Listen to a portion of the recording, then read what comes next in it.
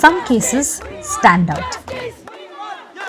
In the long history of brutality inflicted by men upon women, some cases stand out.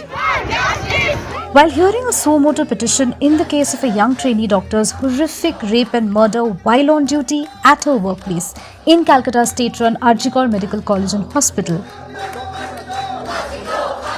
memories of another medical practitioner brutally raped and left to die while on duty at her workplace echoed in the corridors of the Supreme Court. Chief Justice of India D.Y. Chandrachud recalled the sexual assault of Aruna Shanbag in 1973 at Mumbai's King Edward Memorial Hospital. Female medical professionals also face different forms of sexual violence at the workplace by colleagues, seniors, and persons in authority. Sexual violence has had its origins even within the institution, the case of Aruna Shanbag being a case in point. And so for the rest of her life, Aruna was a live cadaver. But in her death in 2015, she helped change a crucial law in India. This is her story. Aruna Ramchandra Shanbag from Uttara Kannada district of Karnataka was a staff nurse at the KM Hospital in Mumbai's Parel.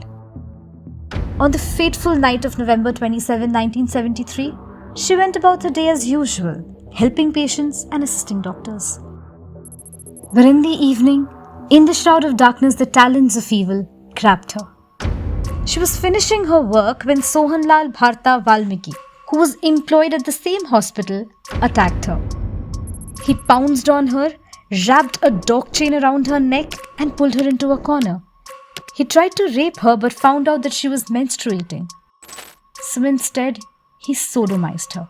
He twisted the chain around her neck so that she couldn't resist. Aruna had earlier reportedly accused Sohanlal of stealing food meant for dogs at the hospital. A cleaner noticed her lying on the floor in a pool of blood the next morning. She was unconscious. The dog chain had cut off the oxygen supply to her brain, and that left her in a vegetative state for as long as she lived. She was only 24. She was supposed to get married to a doctor at the KM hospital the next year. After an extensive manhunt, Sohanlal was arrested by the Bombay police from Pune.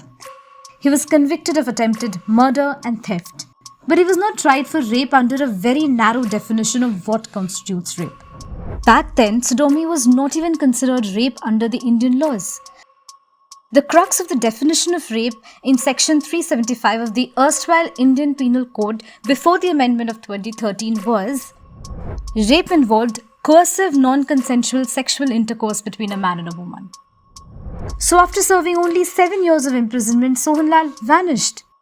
But what remained of Aruna was a frail body with brittle bones. Her skin resembled paper pulp stretched over a skeleton.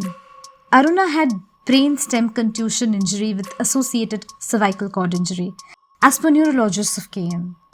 A submission at the Supreme Court said, her wrists are twisted inwards. Her teeth had decayed, causing her immense pain. She can neither see nor hear anything, nor can she express herself or communicate in any manner whatsoever. Aruna is virtually a skeleton. But she did not die. She remained alive for the next 42 years, under medical care at the same hospital where she worked and was assaulted, and was taken care of by the nurses. But her story sparked a debate around euthanasia in India. In 2009, journalist and human rights activist Pinky Virani filed a petition in the Apex Court on Aruna's behalf, seeking passive euthanasia for her. Essentially, passive euthanasia is intentionally letting a person die by withholding artificial life support. Virani sought to end Aruna's suffering that she had to endure for decades with no hope of recovery.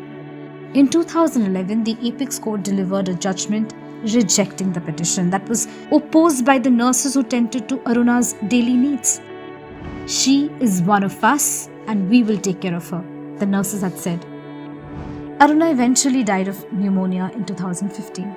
And later in 2018, a Supreme Court bench of which Justice Chandrachud was also a part, recognized passive euthanasia and recognized the validity of living wills made by terminally ill patients. This judgment marked the first legalization of passive euthanasia in India.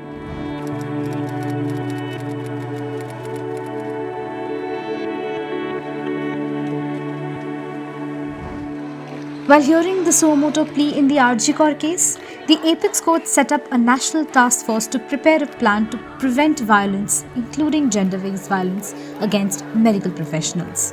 According to National Crime Record Bureau statistics, India recorded over 4 lakh rape cases in 2022, 51 rapes every hour.